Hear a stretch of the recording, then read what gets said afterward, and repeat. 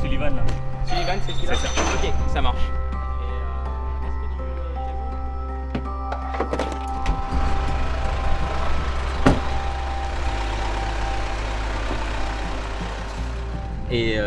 Et donc on a des commerçants qui ouvrent, des grossistes qui rouvrent, mais le manque de salariés empêche la livraison des marchandises, et c'est là où le gouvernement du coup organise en partenariat et conjointement avec les commerçants et les grossistes des circuits pour prioriser les zones où on manque cruellement de nourriture et où les commerces ont les stocks les plus bas.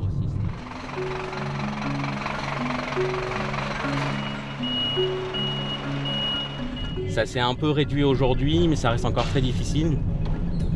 Et on se rend compte qu'il y a des zones qui sont toujours pas approvisionnées.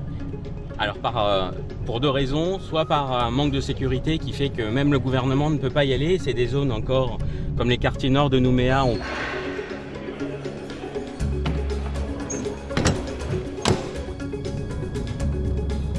Donc c'est des groupes de 20 personnes qui rentrent pour éviter les effets d'émeute et les effets de foule dans le supermarché.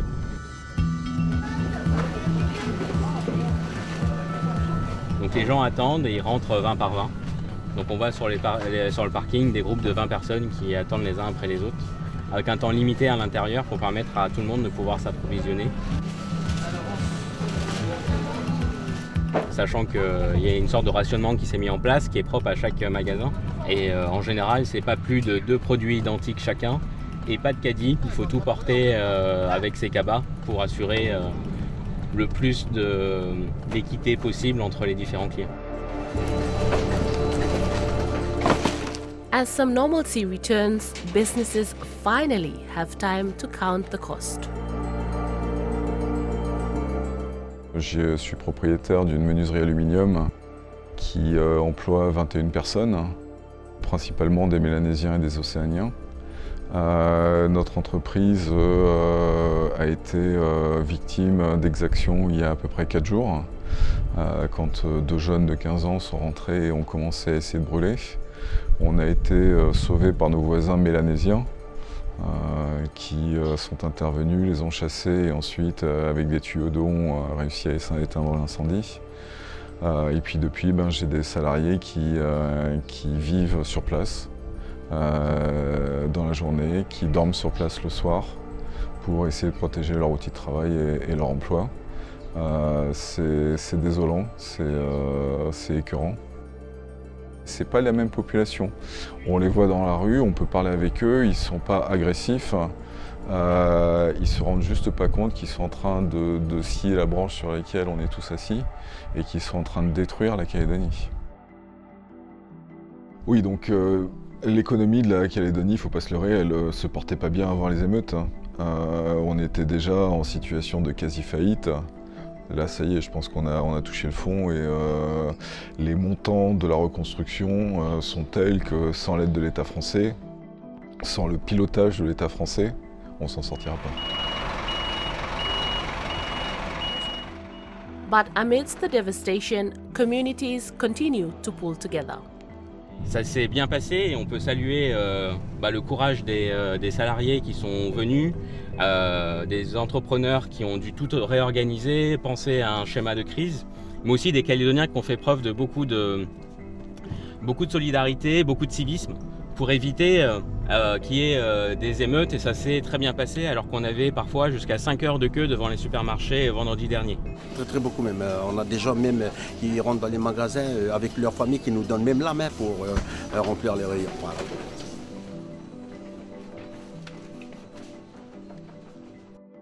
So, while some peace is restored, talks over the territory's future remain highly contested.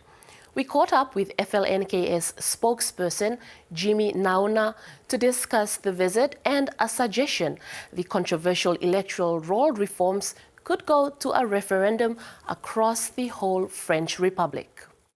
We consider it as dangerous for New Caledonia, current situation, not just like adding fuel to the fire, and that could destabilize further, the situation in New Caledonia.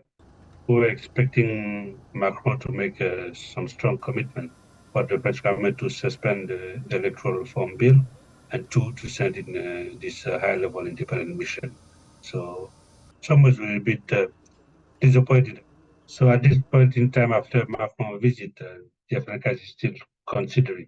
We've started the talk since last year, but it came to the standstill when the Macron government started taking sides, hoping that we can get back to the table and pick up again on the political talks for the new political agreement. It's important that we reach this political agreement because that will be the next step after the Nouméa Accord.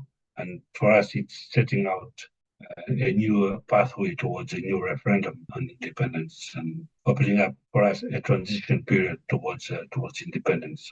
The coming provincial elections, for which this electoral roll is to be reviewed, has been postponed and deferred until December this year or next year, can also be deferred to next year. So we have 6 months ahead of us that we should make use of to conclude these political talks and agree on a new political agreement on the way forward.